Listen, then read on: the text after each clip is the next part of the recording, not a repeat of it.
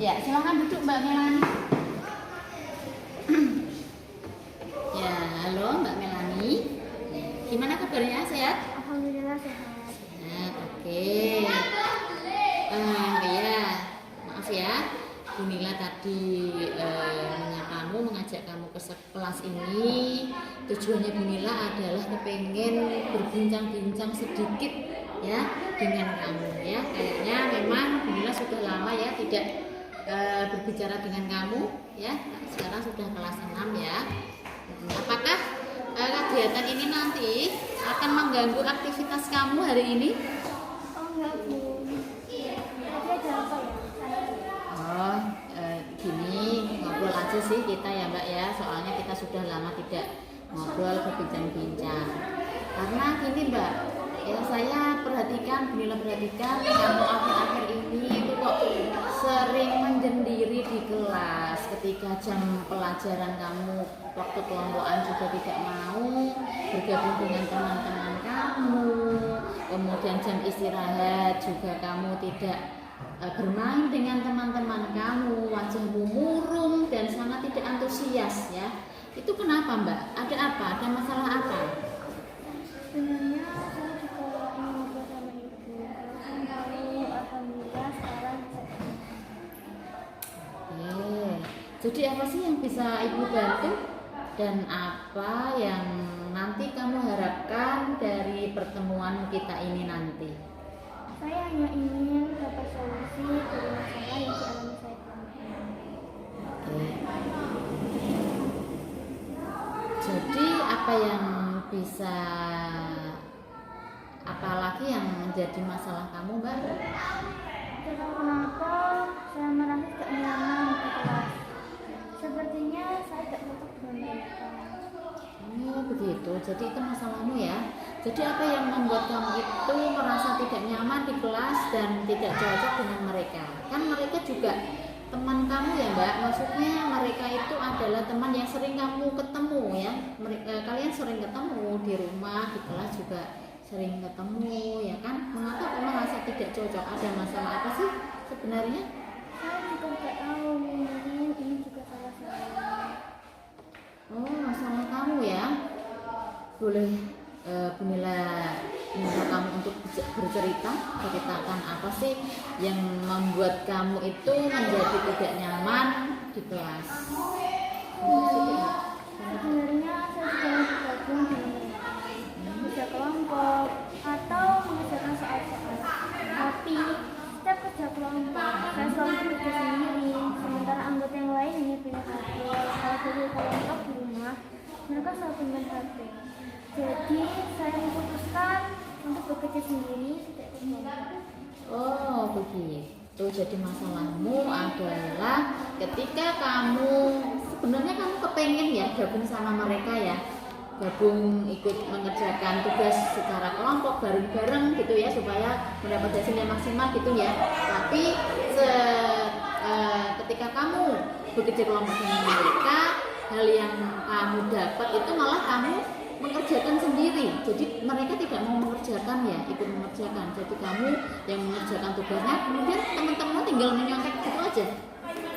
Gitu. Kemudian kalau di rumah kamu itu ikut berkelompok tapi suka main HP sendiri mereka ya. Gitu. Lalu selama ini dari masalahmu itu apa sih yang sudah kamu lakukan supaya kamu itu tidak bekerja sendiri?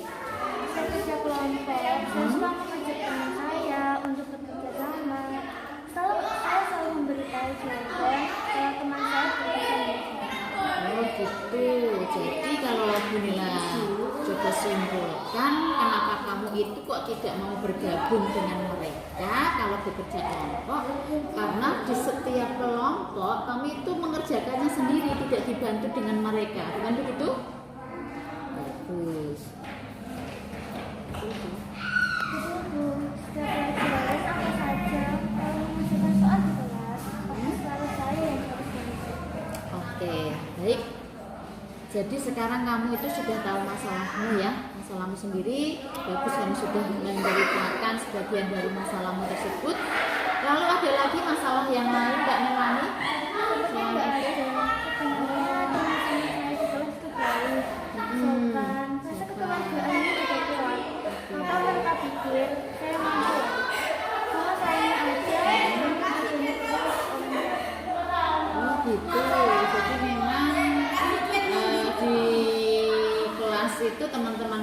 baik ya, baik. Kemudian jiwa sosialnya tinggi nggih Mbak. Tapi memang Mbak Melani sendiri yang merasa gimana ya, nggak suka dengan sistem kerja kelompok pada saat itu ya Mbak. Jadi sebel gitu ya, ada rasa sebelnya juga dengan mereka nggih. Oke. Nah itu tadi ya yang mereka, jadi mereka itu membebani kamu terus ya Mbak. Oke. Mereka menganggap kamu itu pintar. Memang mereka pikir tugas itu ya kamu yang mengerjakan gitu ya, karena kamu itu dianggap mampu, mampu ya. Kira-kira untuk kedepannya apa sih yang ingin kamu lakukan Mbak? Saya bingung Bu, bagaimana dan apa yang harus saya lakukan. Dari beberapa hal yang sudah kamu jelaskan tadi, apa sih hal yang paling penting yang akan menjadi prioritas kamu, komitmen kamu ke depannya? Pertama, saya akan minta maaf kepada mereka. Ya, pertama apa?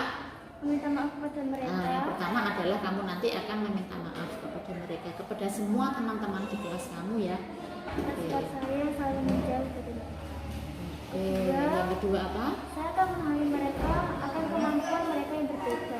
Ya, jadi kamu akan memahami kemampuan mereka ya, karena kemampuan mereka berbeda ya Mbak. Ada yang pintar, ada yang sedikit ya, kemudian ada yang sangat-sangat belum mampu ya Mbak ya.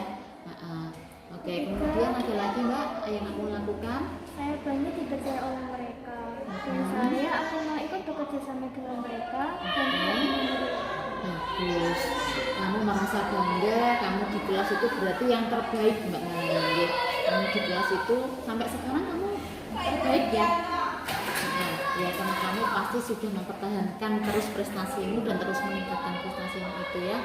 Kemudian dan mau ikut bekerja sama dengan mereka lagi. Ya, jadi dari kamu tadi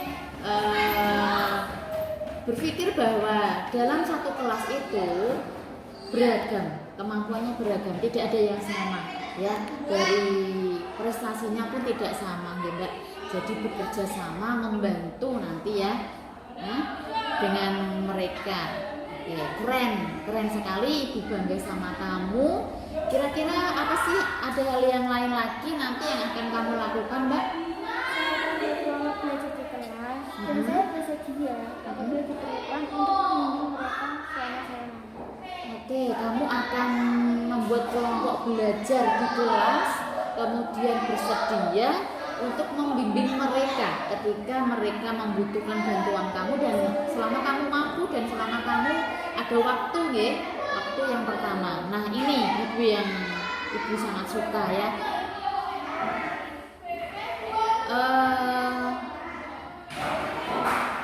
Jadi apa yang sudah kamu sebutkan itu maksud kamu adalah menjadi tutor sebaya Mbak? Begini, tutor sebaya itu kan berasal dari tutor dan sebaya ya. Tutor itu namanya pembimbing ya, pembimbing, kemudian sebaya itu adalah teman yang sepantaran dengan kamu ya, sebaya. Jadi kelas 6 itu sebaya gitu ya.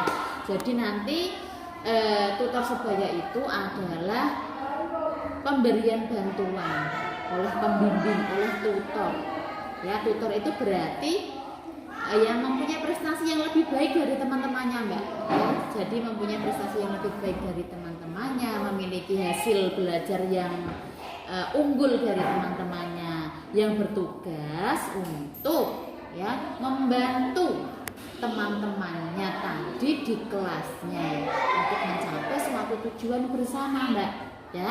Jadi mereka atau tutor dan teman sebaya itu harus memiliki hubungan ya, hubungan sosial yang tinggi. Kalau tidak ada hubungan atau hubungannya renggang ya tidak akan terjadi, tidak akan mudah untuk membentuk tutor sebaya itu gitu ya.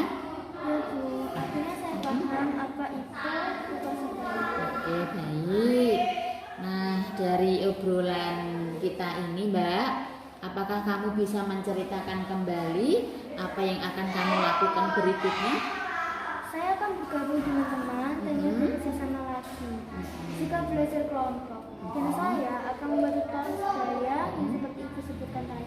Baik, Ibu suka dengan apa yang akan kamu capai dalam diskusi ini dengan Bu Mila ini ya.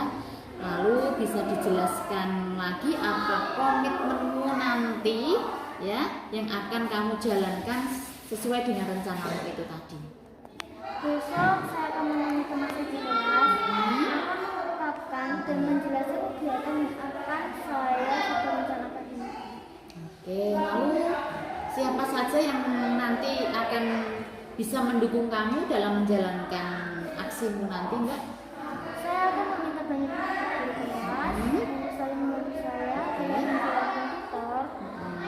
Kemudian teman saya di kelas untuk selalu aktif dalam bekerja sama ketika belajar kelompok. Oke, berarti yang pertama nanti yang akan dapat membantu kamu dalam menjalankan aksimu nanti ya supaya kamu bisa bersosialisasi dengan temanmu dalam menjalankan tadi tutor sebaya, yaitu yang pertama adalah guru kelas. Guru kelas nanti tugasnya adalah untuk selalu membantu ya. Kelebihannya gitu ya Mbak ya, dan kekuranganmu apa gitu ya. Kemudian yang kedua adalah teman. Teman-teman nanti yang akan, jadi mereka harus gimana? Teman sebaya. Baik. Ini baru hebat ya. Nanti kamu pasti bisa menjalankan ini ya. Terima kasih Bu atas bimbingannya, sehingga saya dapat menyelesaikan masalah saya dengan baik. Saya juga berharap Ibu berkenan untuk selalu mengawasi saya, kelebihan dan kekurangan saya dalam melakukan kerja, sehingga kedepannya saya bisa lebih baik. Tidak hanya saya yang masih belajar meningkat, tetapi juga teman-teman di kelas saya bisa belajar meningkat. Iya, baik. Saya sebagai guru nanti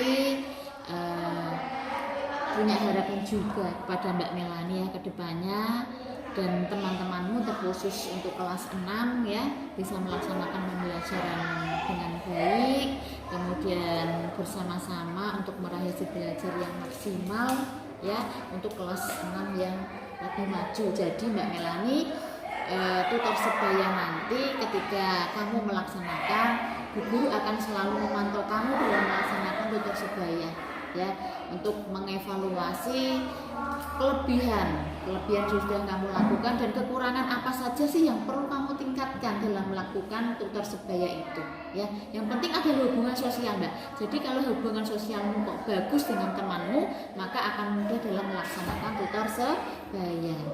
Jadi misalnya bertengkar, nah untuk anak SD ini kan pasti mudah sekali ya terjadi perselisihan ya. Pertengkaran itu sangat mudah sekali. Jadi itu seminimal mungkin harus dihindari ya. Gitu Mbak Melani. Terima kasih banyak atas Oke.